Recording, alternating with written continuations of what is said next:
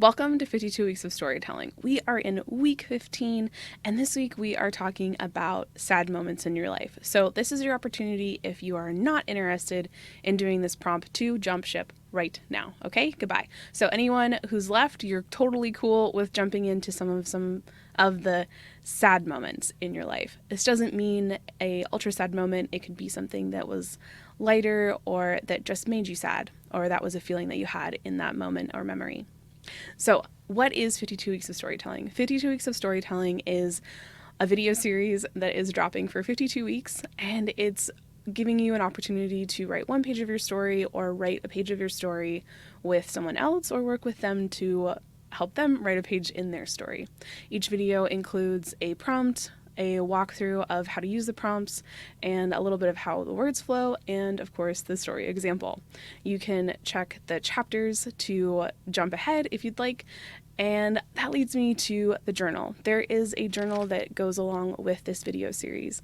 There are links to it in the description. I encourage you to go check them out. There's an option for a PDF printable on Etsy, and if you'd like a printed version of it, you can find that on Amazon. With that, I'd like to run through the legacy storytelling method. So the legacy storytelling method starts with some pretty basic things. So we start with the 5 W's, which are who, what, why, when, and where, and usually not in that order. So who, what, when, and where are usually pretty self-explanatory. Why is where people get a little tripped up.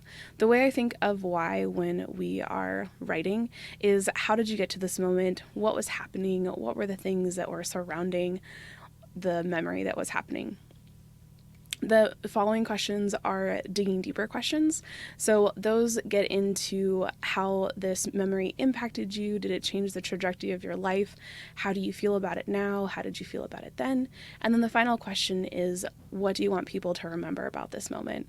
When you answer that question, it usually provides an opportunity for you to be super introspective, and often things come out of it, more story threads come out of asking yourself this question and asking others this question than would normally. So that is a little bit that's the run through of the legacy storytelling method.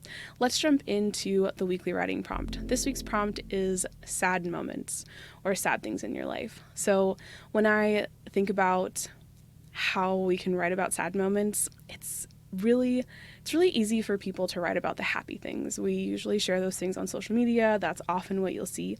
And the sad stuff isn't usually what we share. I like to encourage people to share those sad moments because it's a part of your life too. It's a part of your human experience, and it makes who you are. If I didn't have sad moments in my life, you would not be watching this video. Like, that's the short version. So I encourage you to pick a moment. It could be something huge. It could be a grief moment. It could be something small where you didn't pass a test, or you didn't get a job you wanted, or whatever the case may be. Maybe a relationship didn't work out, or something even smaller where you got an injury, like you fell off of a bike. Who knows? So just think about the feelings, think about the actual memory, and pick something sad. If you don't want to pick something sad, this of course is a suggestion. Feel free to pick something else. So how the words flow. This is really thinking about working through each question in the legacy storytelling method. So identifying who is with you, what was happening, when it happened, where it happened, the why of how did you get to that moment, and then examining all of the feeling things. When you follow the legacy storytelling method framework, you end up with an outline of a story. That's pretty amazing. So with that, I'd like to give you the story example. My story example for the sad moment is going to be heavy. Ready? So if you've lost someone, or you have a grief thing happening and you're not ready to hear about grief or death and dying, please move to the end. Go to the next part or leave the video.